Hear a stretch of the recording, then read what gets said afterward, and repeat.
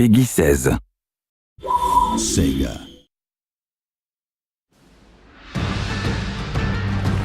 Total War combines turn-based strategy gaming with stunning real-time battles.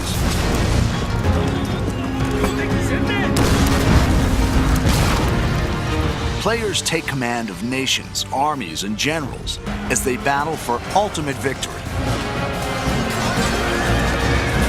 With breathtaking detail and unparalleled historical accuracy, Total War allows the player to recreate and change the course of history.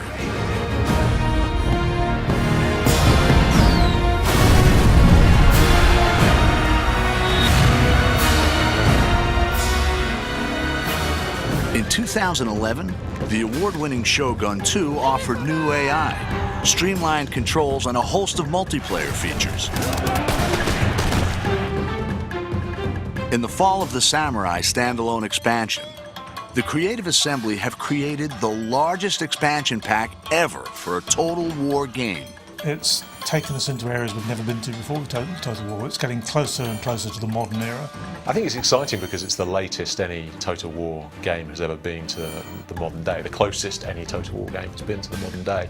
And with that brings a lot of really interesting different game features, a lot of scope in terms of how fast the game moves and how quickly your armies are deployed across the map, how many different types of units are available. Set 300 years later than the original game, The Fall of the Samurai sees the clash of traditional samurai culture with the explosive power of the early modern world. It's the late 19th century, which means that it's got some of the most advanced technology seen in a Total War game. So you've got torpedo ships, off-field artillery, all that kind of stuff that actually makes it feel quite different from particularly Shogun 2, which is obviously set in the 16th century.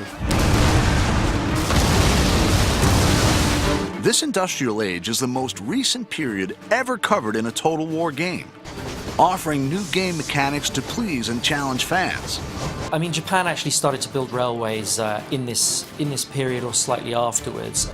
Railways on the campaign map have quite important strategic influence in that they allow you to move armies incredibly quickly. So as you capture more and more of the territory of Japan, you can move your armies around very effectively, and it's really important for bringing your best troops to the front. Fall of the Samurai doesn't require the original Shogun 2 game, and easy-to-follow tutorials will show new players how to command the action. It's a standalone expansion, so it's not a game add-on as such, in that you need the original game in order to play it, but it's a fully standalone version of the game itself. The game begins with the Boshin War in 1869, a dramatic turning point in Japanese history. The ruling shogunate is trading with the West, allowing new ideas to change Japan. Growing unrest ignites a rebellion, which threatens to overthrow the shogun and restore the emperor to power for the first time in 600 years. The shogunate had ruled Japan for hundreds of years, since the time of Shogun 2. But people were getting more and more agitated as the shogunate kind of opened up Japan to foreign influence. And so there was a movement called Revere the Emperor, Expel the Barbarians.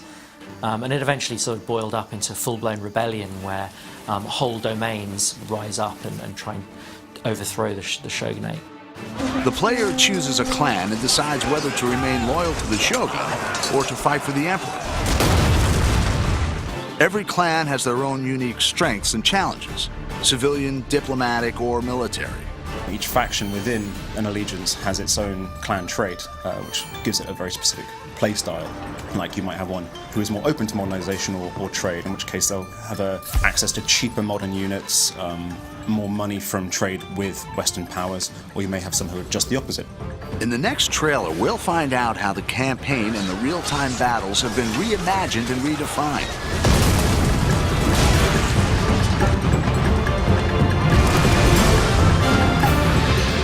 Fall of the Samurai is a whole new experience and an ambitious entry into the Total War series.